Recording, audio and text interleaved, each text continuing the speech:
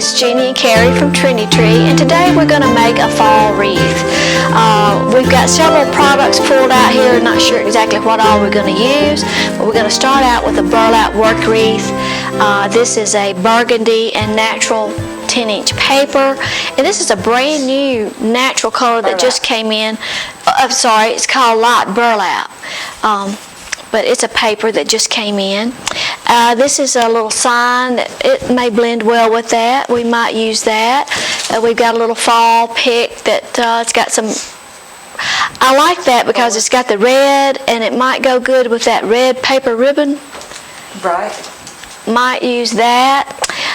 We've got this cotton bowl pick that's got a jingle bell and burlap, a rusty jingle bell and burlap and some metal on it.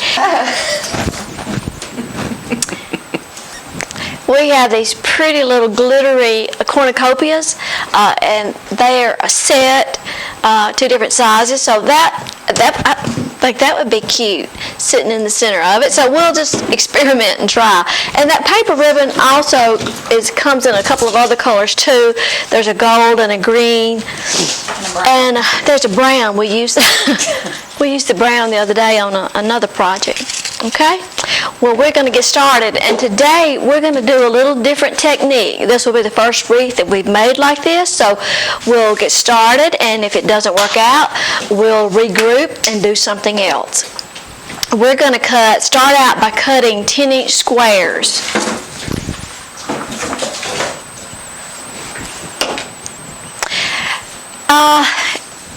And this is the burlap work wreath. You could use burlap, the pencil wreath, or cream, or just about any color for this. I don't think the twists are going to show. But she's going to lay the paper mesh down and cut 2 layers of paper mesh at a time. 10-inch. 10 inches in length.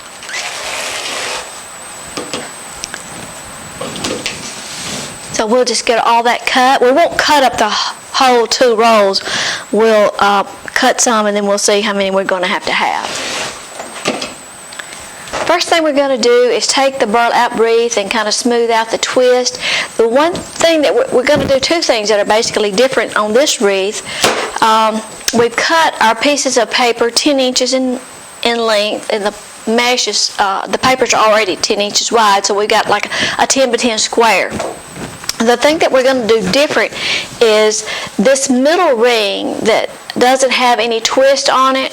We're going to attach a clump of our paper to the inner ring and the lower ring, and when we attach that clump to the lower ring, we're going to take the end of that twist and bring it up around that middle ring to make us another twist where we can add in a clump of our paper there too. I'll show you that in a minute.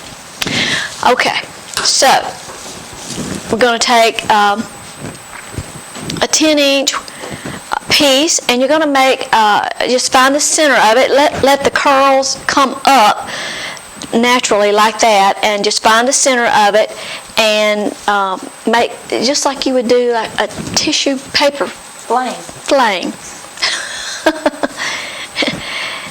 And we're going to use 3 of these. It's going to ravel some, so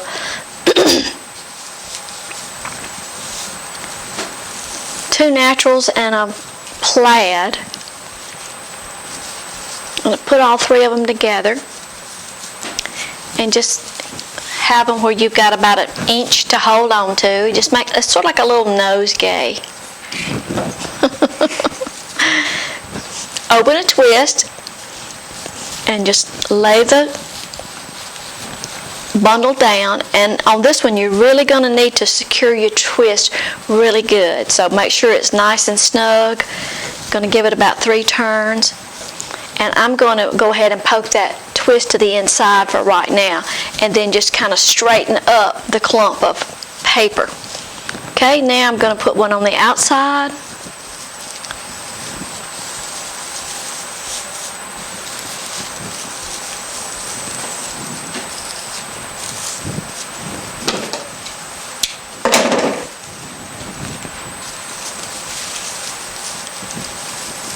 on the outer ring. See that?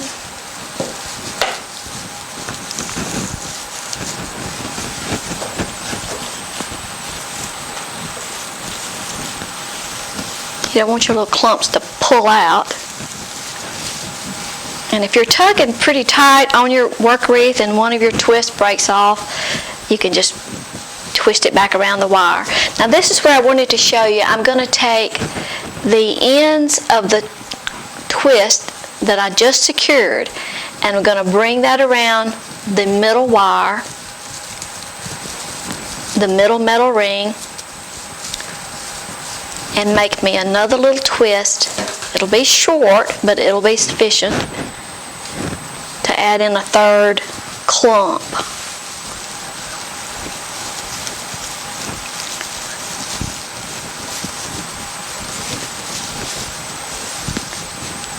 Okay, and then just stand that up.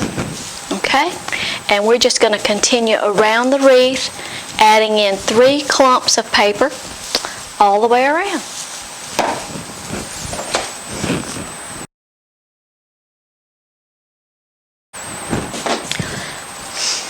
Alright, we went around the wreath with our clumps. We put a clump of 3 clusters of the paper around the inner ring, a clump around the outer ring, and then we pulled that outer ring twist up to the middle ring and added in a 3rd cluster. You could get by with just making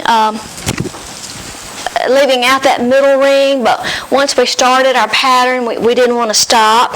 So we cut into a 2nd roll of the light burlap mesh, and we had a little bit left over of the burlap and natural plaid.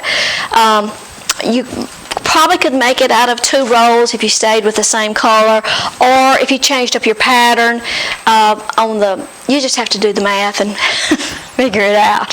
It's got 18 twists. Now, we do have some strings, and we're going to clip those. And okay. We'll just clip those off. Some of them will just fall off easy, but anytime you're working with paper mesh or deco mesh, burlap, anything, you're going to always have some strings, and the more you handle it, the more you're going to have.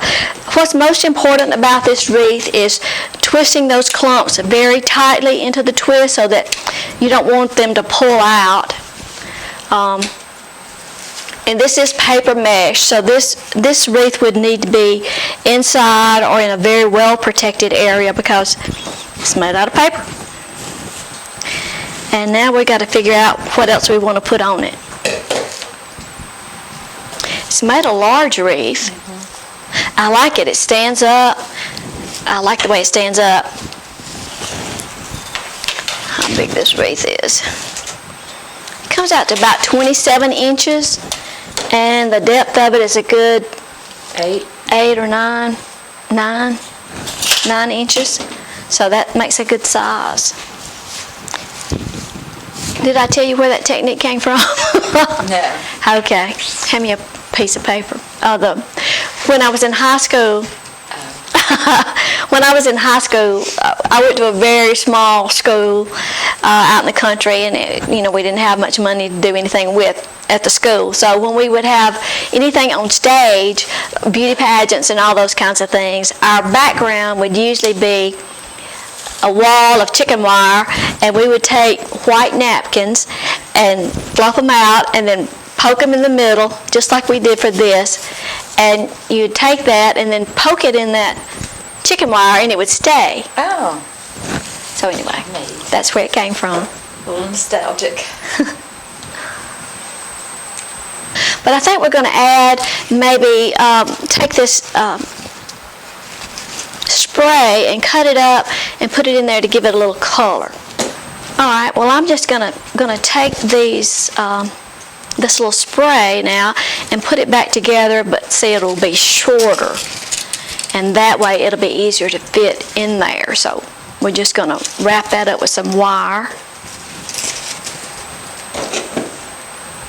Took the spray, put it back together, and put a zip tie around it, to hold it, and now I've got another zip tie around it that I'm going to use to secure all the way down to the frame. And that'll give it a little more color. I like that. I think it's fine just like that. You could always add a bow or something, but I think that's fine just like that. Or if you wanted to add another spray. Well, and this is our wreath after we attach the little piece of floral spray. And Carrie found those little owls that are on a little pick that we used, and then that's just a little canvas picture there. Now we thought we would, we don't have that secured, we just have that laid in there, but the way that you would attach something like this would be to maybe use a little metal, like a little screw, or this has a little metal hanger on it, just run a wire through there and attach it directly to the work wreath. We thought we would see how one of these cornucopias would do. So let's put that in there. It doesn't have to be secured. We'll just lay it in there and see how it looks. And you could use either one of the cornucopias. You know, you could put that in the center or on the side, or you could, if you had some artificial fruit, right, you could do that. Put the cornucopia in there and maybe fill it with some lightweight fruit. I like it with just the flowers and the center opening. We found a couple of just some sunflowers that we had in a floral arrangement, but that's it. It does. You do have to clip a lot of strings, but you do that with most any project. This technique may have yielded a few more strings. I'm not sure, but I like it. Okay, It's a little different look, and that's it. Thank you for dropping by. Be sure to subscribe to our channel so you'll see all of our videos. And bye now. Thanks.